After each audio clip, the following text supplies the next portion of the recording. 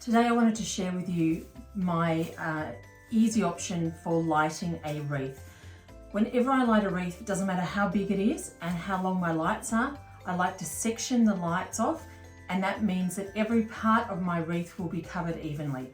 So in this case, I've got a 3.3 meter length of lights and a 60 centimeter diameter wreath. And all I'm going to do is start by attaching the lights. I'll often unwind the lights a little just to start them off and use a piece of foliage and just gently wrap around the wire. And then the other end of the lights, do exactly the same thing. Often I'll do it one at the top end and one inside the wreath. And then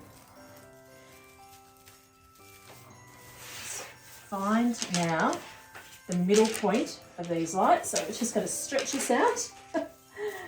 And then when I've got the middle point, I'm just going to use the middle of the wreath. Again, I often just unwind a little bit, or I could just wrap the foliage around the lights. Two pieces here. And that means that the lights I've got on each side of this wreath are the same size.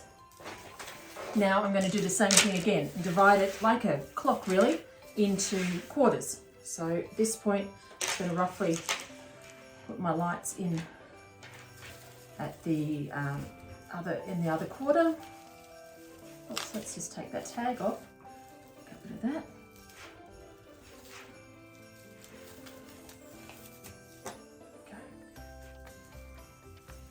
When you do this, it means if your lights are really long, you can still get a nice even coverage very easily.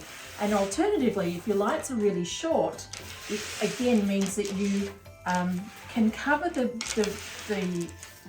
wreath as best as you possibly can evenly. And you know how much coverage, how much you can swing your lights backwards and forwards through your wreath, depending on how long your lights actually are. So just line that on there. And then each of these sections, I'm just going to roughly layer into my wreath. And then once I'm happy with it, then I will just wrap them and attach. So at this point, I'm now going to just wrap a couple of pieces of foliage around the lights at different points so that they're not going to fall off when the wreath is hanging. And sometimes you need to sort of move some of the other foliage over the top of the wiring, twist them through, and we do that for each section of the wreath to continue to get that even coverage.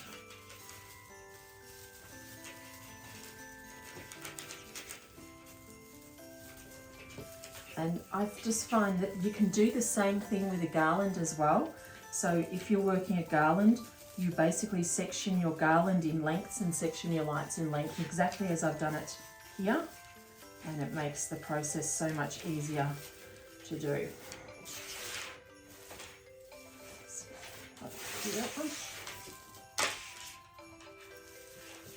These are called cluster lights. They're a great variety of light when lighting a wreath because they're nice and close together, so you don't have as much cord that you're trying to hide. You've just got the lights. The advantage of buying your lighting and your wreath separately is that if anything happens to your wreath, then you can easily take off the lights. Sorry, it happens to the lights on the wreath. You can easily take the lights off and then you don't have to replace the whole piece. And that's it. Just move that in here.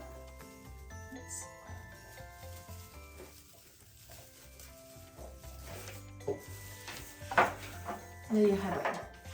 Pretty even coverage. I can see one little spot down here which we don't have lights, and sometimes it's just a matter of adjusting the globes on the lights so that you get better coverage in certain areas. But a really easy way to light your wreath for Christmas.